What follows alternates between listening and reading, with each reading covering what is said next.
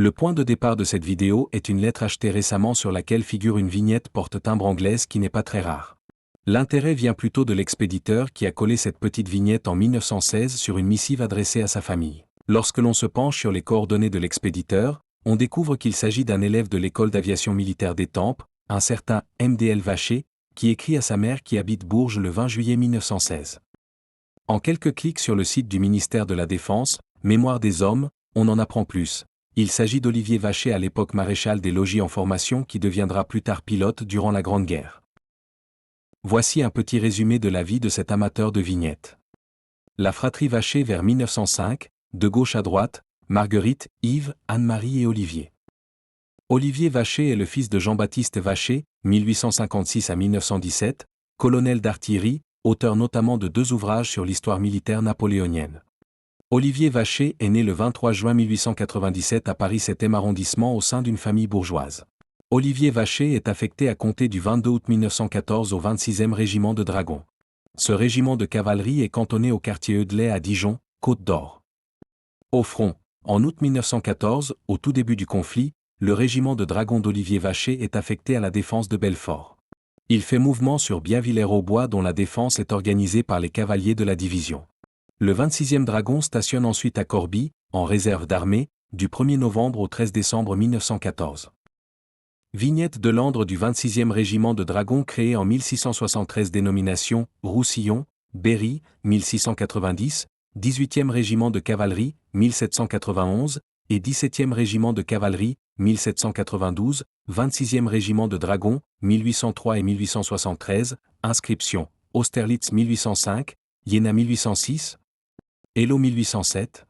Nommé brigadier, donnant satisfaction à ses chefs, Olivier Vacher est nommé brigadier, le 17 décembre 1914.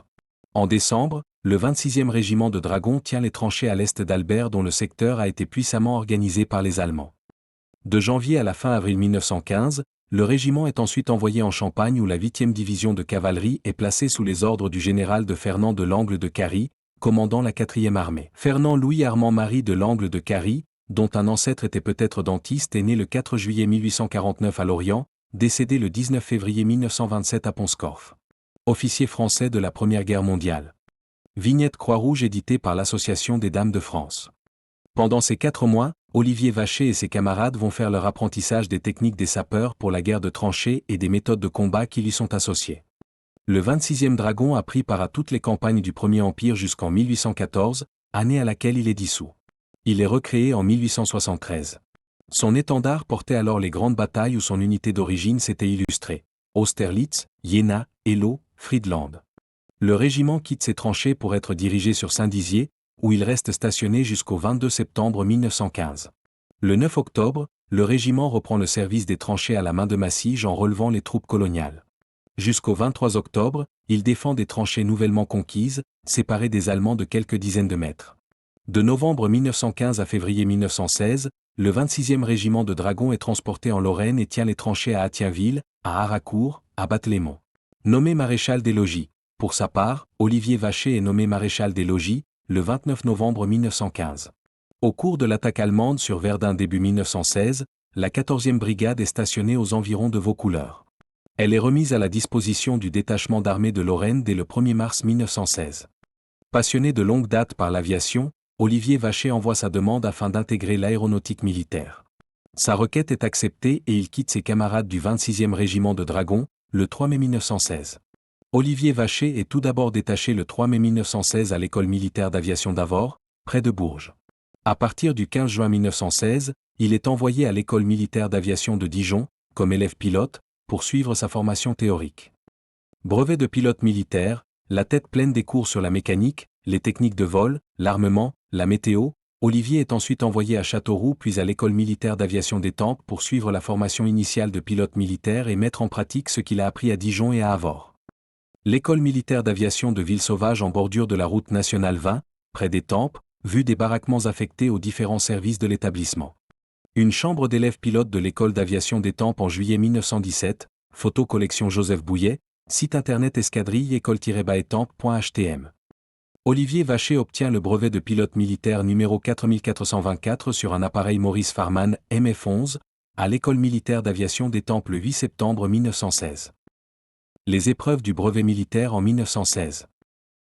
À la date du 8 septembre 1916, les épreuves pour obtenir son brevet de pilote militaire étaient régies par la décision ministérielle numéro 16283-4C12 publiée, le 20 avril 1916. Elle consistait en un examen théorique. Une spirale de 500 mètres avec le moteur arrêté avec atterrissage à moins de 200 mètres d'un point fixe. 1 heure de vol à 2000 mètres. 3 triangles chacun de 200 km entre le lever et le coucher du soleil avec atterrissages intermédiaires facultatifs à 2 d'entre eux. Un triangle peut être remplacé par une ligne droite de 150 km sans escale. L'avoir exécuté un minimum de 30 heures de vol, épreuve comprise. Fort de son brevet de pilote, Olivier Vacher s'envole vers une nouvelle étape de sa carrière militaire en rejoignant le 2e groupe d'aviation. Aux commandes de son appareil, il réalise de nombreuses missions de reconnaissance, survolant les lignes ennemies dans des conditions souvent périlleuses.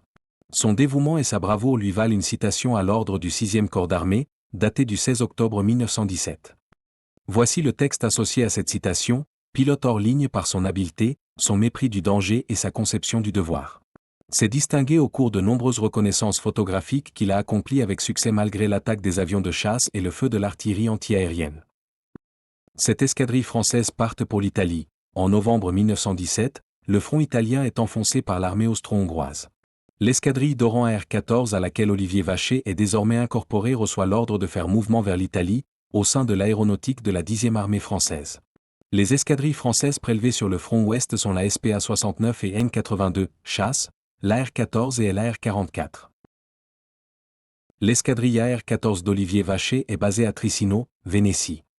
Elle prend part à de nombreuses missions de reconnaissance et attaque à basse altitude de convois de troupes ennemies.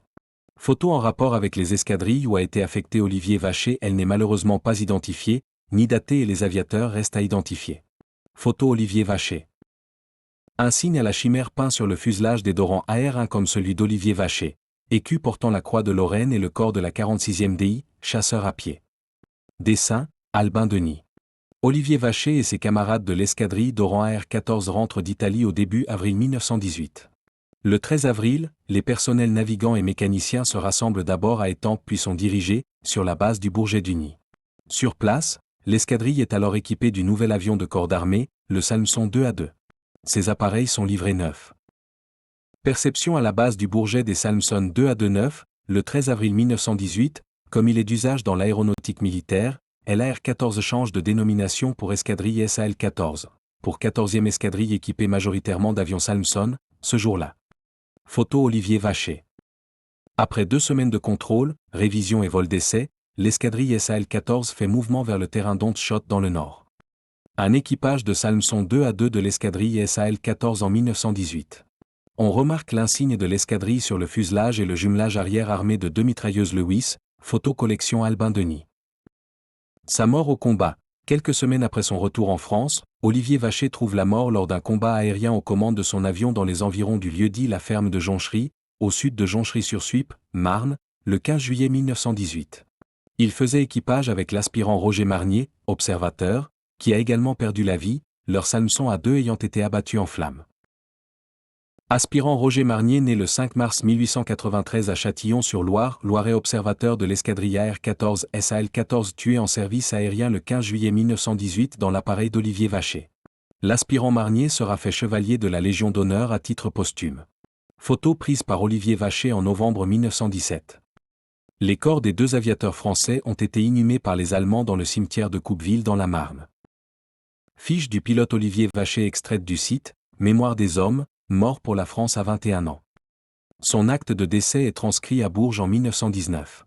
Il semble que son corps ait ensuite été transféré et réinhumé à Sérilly, dans l'Allier, le berceau de sa famille où son nom figure sur le monument aux morts de ce village. Voilà, enquête bouclée, nous en savons un peu plus sur l'expéditeur de cette lettre revêtue d'une vignette, un jeune aviateur français mort pour la France durant la Grande Guerre. L'Association française d'érinophilie, Arc-en-Ciel est une association de collectionneurs de vignettes non postales. Ses objectifs sont de regrouper les collectionneurs de vignettes et collections périphériques de France et de l'étranger, d'assurer la promotion de ces collections, de fournir aux membres la documentation et les informations facilitant la constitution d'une collection, et de faciliter le dialogue entre les collectionneurs ayant rejoint l'association.